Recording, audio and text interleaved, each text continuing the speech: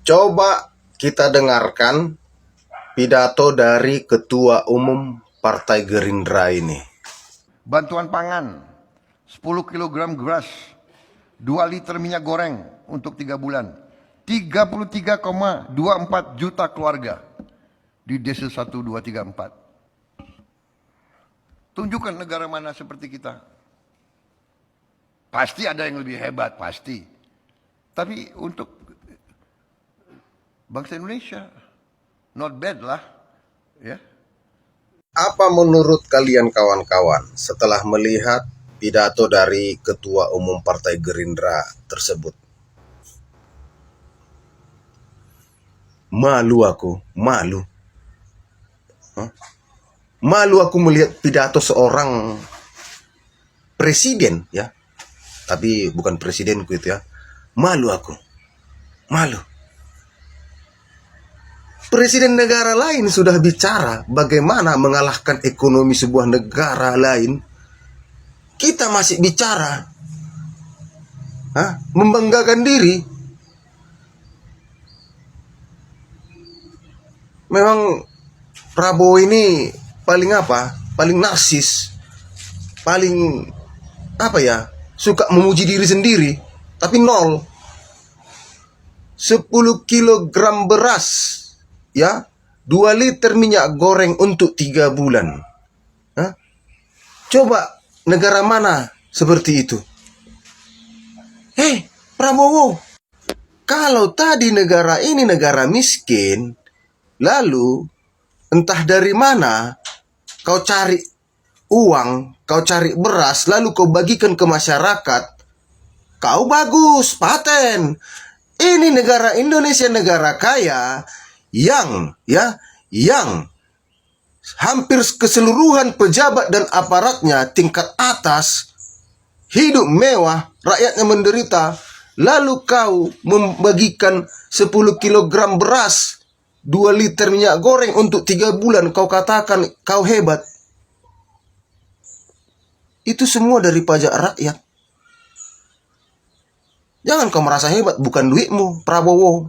Bukan duitmu, bukan duit keluargamu. Ya. Kita rakyat Indonesia jangan takut mengkritik orang seperti ini. Baik pemerintah, pejabat-pejabat, jangan takut. Semakin kita takut, semakin kita diinjak. Negara lain sudah bicara bagaimana menguasai angkasa, bagaimana menguasai Antartika, bagaimana menguasai Greenland, bagaimana menginvasi negara yang lain. Kita masih di posisi, masih di tahap, masih di level ketahanan pangan. Tapi ketika rakyat melihat pejabat-pejabatnya hidup mewah, bahkan ada satu pejabat menimbun 74 kilogram emas. Itu satu pejabat yang ketahuan. Berapa puluh ribu pejabat di negara ini, berapa puluh jenderal di negara ini, berapa puluh menteri di negara ini, berapa puluh pejabat-pejabat partai di negara ini, berapa ratus DPR, berapa puluh gubernur, berapa puluh bupati, wali kota, kepala desa, camat, lurah. Semua mengambil bagian ini, kekayaan Indonesia. Rakyat dipungut pajak, rakyat dipungut pajak. Tai, pemerintah tai. Jadi ini pidato yang sudah disiapkan.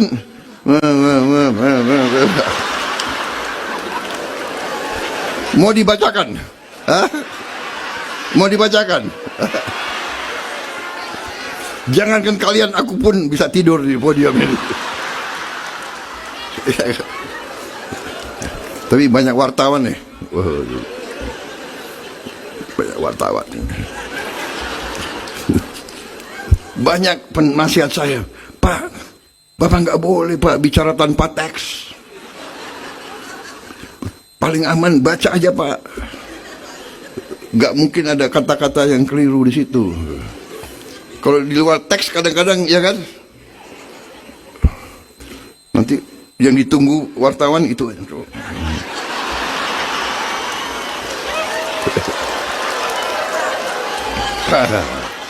Halo guys, kembali lagi di channel gue di TV. seperti biasa, lagi-lagi Pak Prabowo mendapatkan komentar-komentar yang sangat keras, dan saya kira semakin kesini memang rakyat semakin sadar akan kebobrokan Pak Prabowo, dan apa yang disampaikan oleh rakyat ini sesuai dengan fakta yang terjadi di lapangan, bahwa memang apa yang terjadi di negeri ini betul-betul sangat memprihatinkan. Dan Pak Prabowo hanya sibuk berpidato, tapi apa yang menjadi pidatonya tidak sesuai dengan apa yang menjadi kinerjanya saat ini. Sepakat dengan apa yang menjadi penilaian para netizen mengenai Pak Prabowo yang hanya bisa omong-omong tanpa mampu bekerja. Nah, sahabat-sahabat, saya kira baiknya langsung saja kita lanjut ke video berikutnya, bagaimana komentar-komentar yang sangat luar biasa dari netizen ini untuk Pak Prabowo. Orang satu penggilingan padi untung tiap panen 2 triliun. Presiden Prabowo dapat laporan dari anak buahnya, ada penggilingan padi untung 2 triliun setiap bulan. Kepada yang terhormat Presiden kita Prabowo Subianto, Pak, saya mau tanya, Pak. Anak buah Anda yang laporan siapa, Pak? Cangkeme sopo, Pak? Tak tapu anes cangkeme nganggo parut kene, Pak. Ben momor cangkeme, Pak. Sing laporan sinten? Saya mau tanya. Anda kalau menerima laporan dan diberitahukan kepada rakyat Anda, kepada masyarakat Indonesia, tolong dibuat datanya lengkap. Penggilingan padinya siapa, nama ownernya siapa, di daerah mana, tanggal berapa, bulan berapa, tahun berapa, hari apa.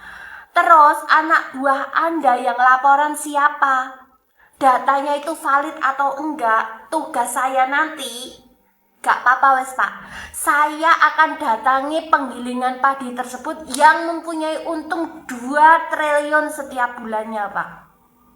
Saya penasaran, Pak. Uang golek duit kok gampang banget. Ownernya siapa? Itu yang punya penggilingan padi itu saya mau tanya, saya mau datengin. Kalau benar laporan dari anak buah Anda itu valid, orang-orang cerita. Nek anak buah Anda memberikan laporan dengan data yang fiktif, saya orang yang pertama kali arek ngampar botol cangkeme, tak momori botol cangkeme, tak linggis telake, Pak. Oh, Mbak, kalau bikin VT yang sopan.